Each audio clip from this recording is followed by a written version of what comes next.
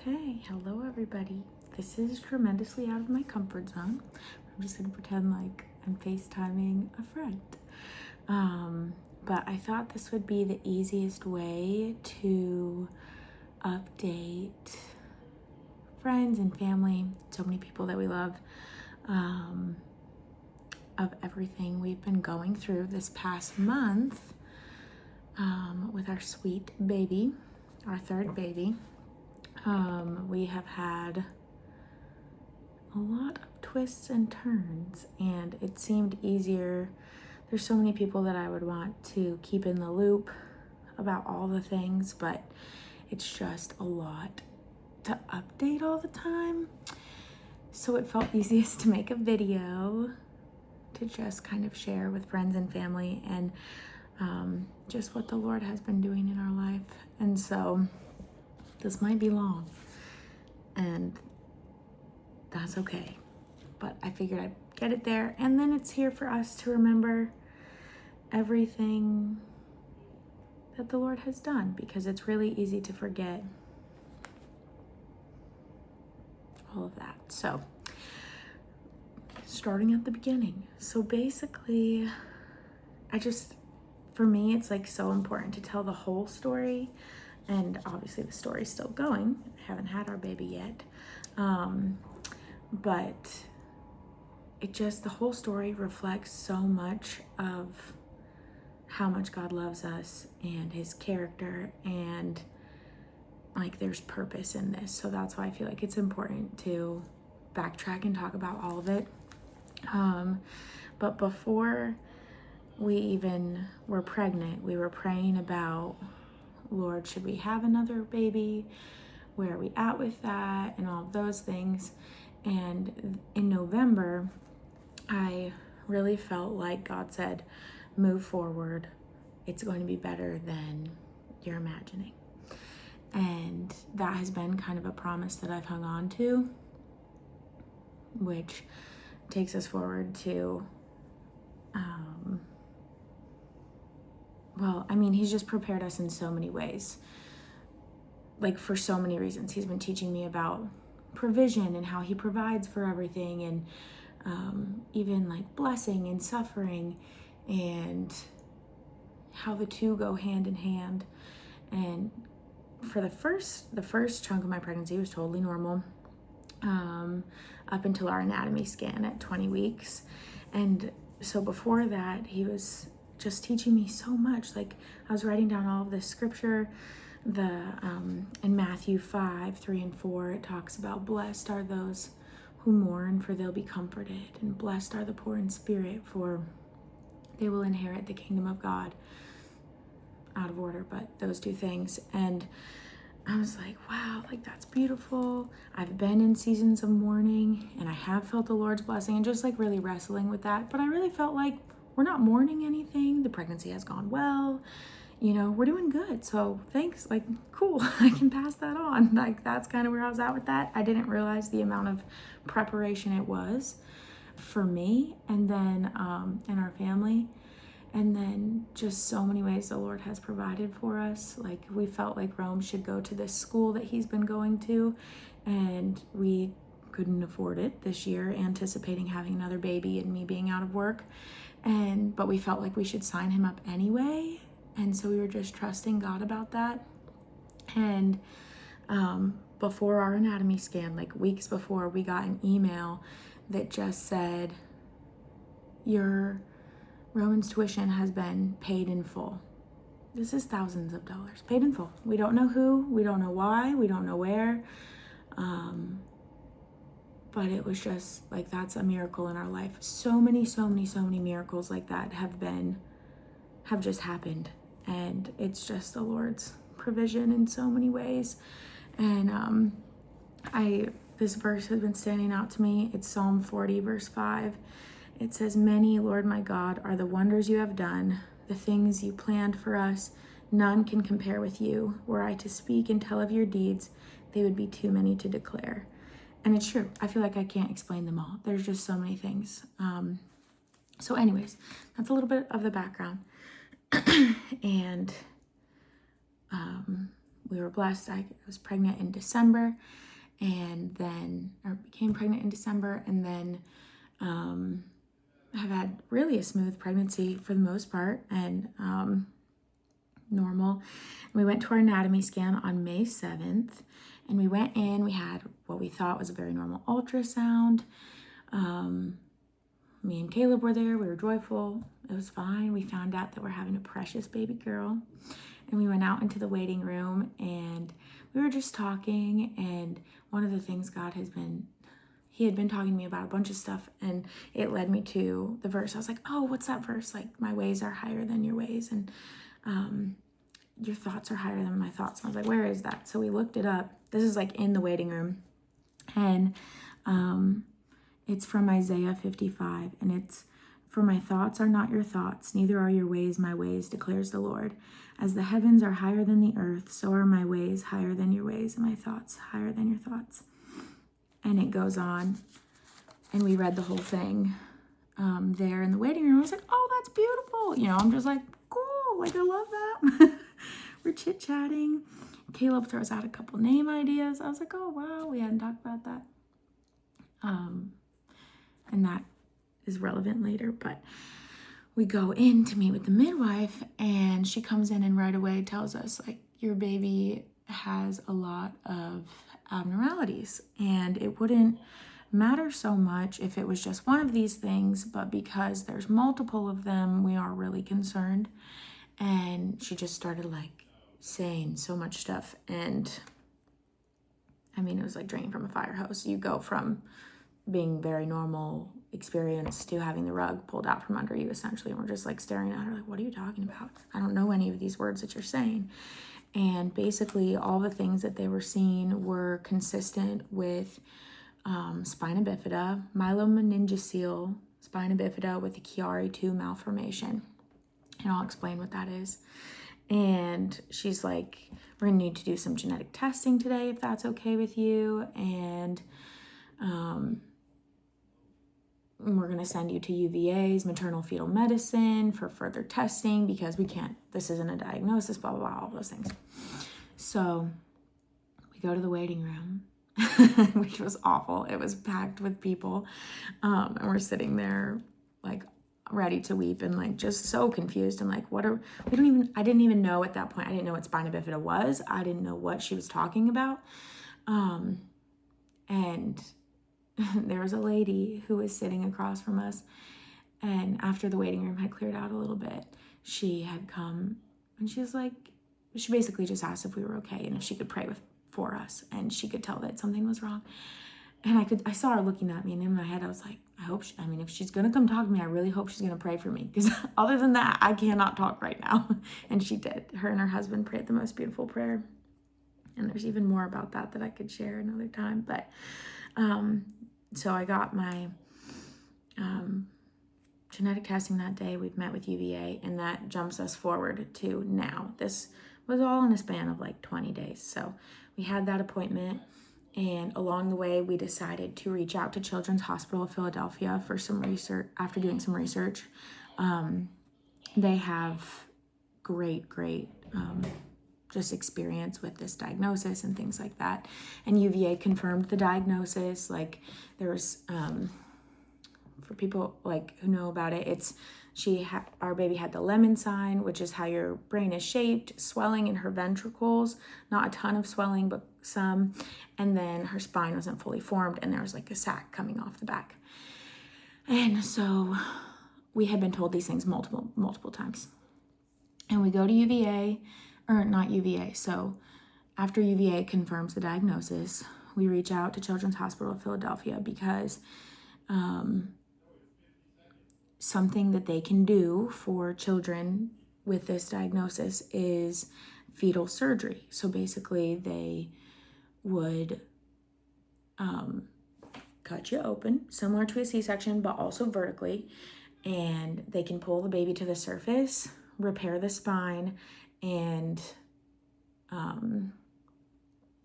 put the baby back in and sew you up. And then there's like high risks with that, of course, of preterm labor and all sorts of things. And but we were really looking at that being the option. There's a lot of things you have to qualify for that. So it just seemed like the best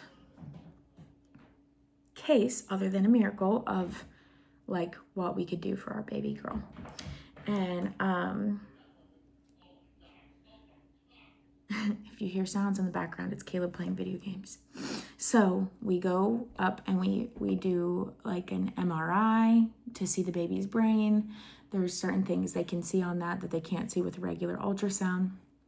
We do a 2-hour ultrasound, an echo of the baby's heart, and then we meet at the end of the day with a surgeon to basically choose the next path forward and prepare for one more meeting with a whole bunch of people the next day, and then likely the following week have fetal surgery. They can only do it within a certain window, and I am in that window. So we were basically going to relocate our family to Philadelphia for the remainder of the pregnancy, and that is kind of where we were at. It was very daunting. But so we go and the surgeon comes in at the end of this very long day of testing, and they're explaining to us all about like our baby's diagnosis and what we need to know about it. And I'm going to explain it a little bit just because it paints the whole picture. So I'm sorry it's long. But basically this is myelomeningocele. So it affects the baby's spine, is not developed all the way. And so the spinal cord and nerves and all of those things can touch amniotic fluid, and that causes a lot of damage. And then because of the current of fluid coming down the spine, bear with me if you actually like really can explain this stuff, because I'm just doing my best out here. And that pressure of the current going down can cause the hindbrain here, cerebellum, things like that, to be pulled into like, what is it called? Spinal cord? Or not spinal cord. What is it? Spinal column? That thing. Your spine. It pulls it back, which then up here can cause swelling in the brain and fluid buildup and things like that. So a lot of babies with this diagnosis will have to have a shunt after birth to help drain the fluid. It's not super, every baby that has this diagnosis has something, like it's all different. There's no two babies that are the same. I've heard it called the snowflake effect. So like literally there's just no two that are the same. So it's a lot of uncertainty. And also it matters where on the spine the opening is. So our baby's is on the lower spine, which is positive, because the lower the extremities it will affect potentially.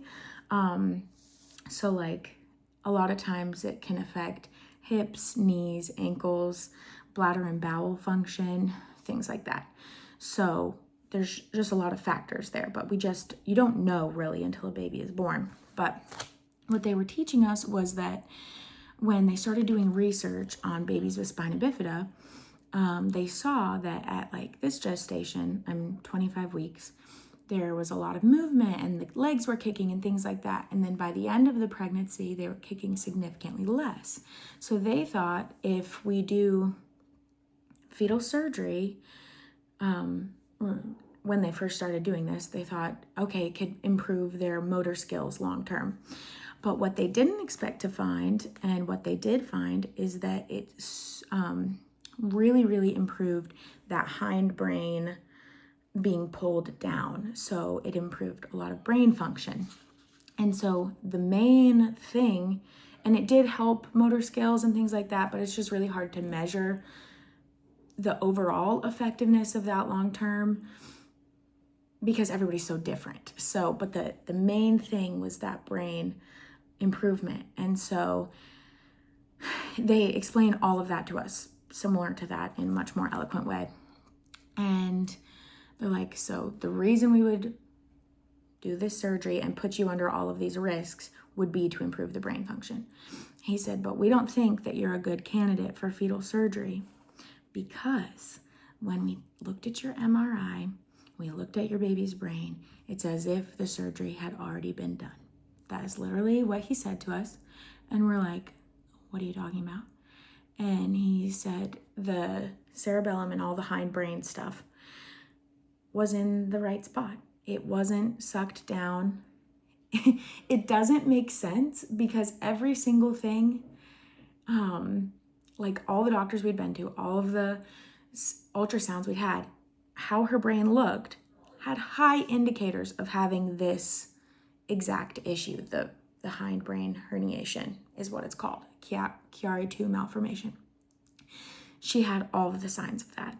And he said, it's as if the surgery had already been done.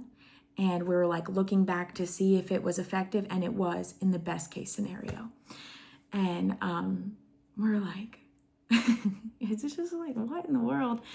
And she still had a slight swelling in her ventricles, which the number, the indicator is like a 10, and hers was a 10 and an 11. And that is like really low on the scale of swelling. They've seen babies come in with like a 17, for example. So they did say, we don't know why there's still swelling. We don't know, it doesn't make sense because she doesn't have the herniation that there would be swelling there. Her spine has everything that would point to causing the herniation, but she doesn't have it. So we don't want to put you under the stress of a fetal surgery when she already has the outcome that we would be looking for, essentially. So, we were overjoyed and just feeling so blessed because we had really anticipated moving our whole family and just walking through that.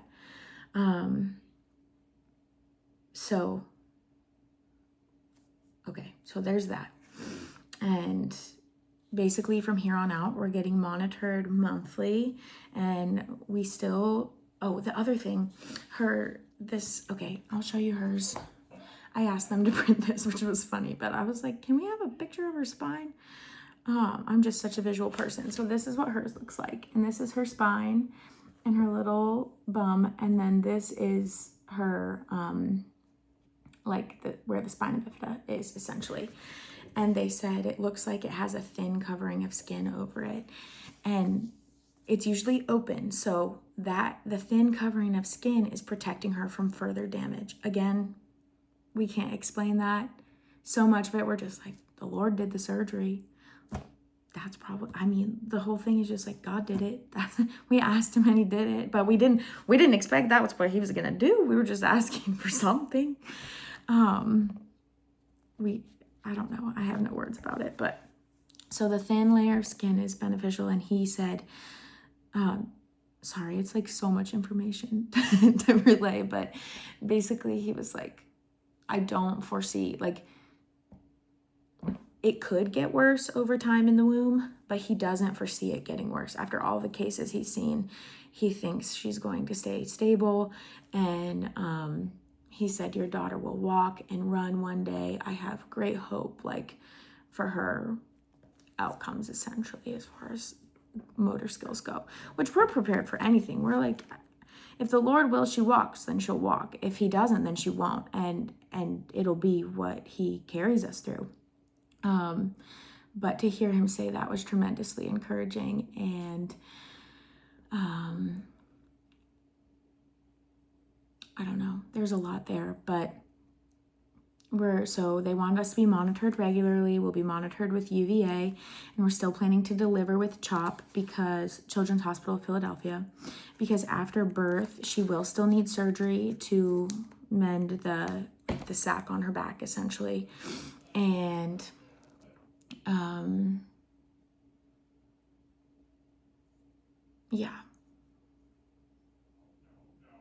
the plan with that, they want us to relocate right before, 3 weeks before full term, and then have surgery there. She'll be in the NICU for a few weeks. This is all as the Lord wills. We don't know anything that could happen. I could go into labor early or anything. We don't know. But the plan This is the plan. And so we have a friend's house that they've graciously allowed us to stay at that's not too far from there. And I'm telling you, every single piece of something that we need has been prepared or provided for. So many things. So from here on out, we're just really asking for prayer for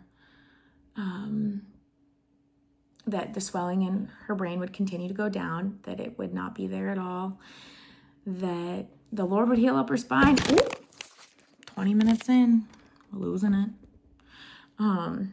If he wills it. Oh my gosh. Okay.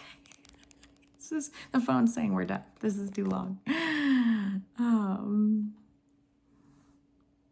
That, the sac on her back wouldn't swell up and get bigger, because that can happen sometimes as the fluid comes through. But yeah, and just that we would continue to stay faithful and not doubt. Some days are harder than others. I recorded this today because it felt like I could, and other days, it feels heavy, but we've been so encouraged, and even the thought of going to Philadelphia now doesn't feel like anything compared to what we were looking at. So we feel grateful and blessed, and I'm happy to answer any questions. Yeah, we've got a lot to look forward to, and the kids are excited. Oh, and her name is Elizabeth Carroll, which Elizabeth is like from generations in my family, and it means God is my oath. And Carol means joyous song, or even free man, and Carol was Caleb's grandmother's name. So God is my oath and my song, and we can't, that just seems to be the most true thing of her and what the Lord has promised for us with all of this. He's got it. So, okay, if you've hung in here this long, thank you for listening, and we love you all.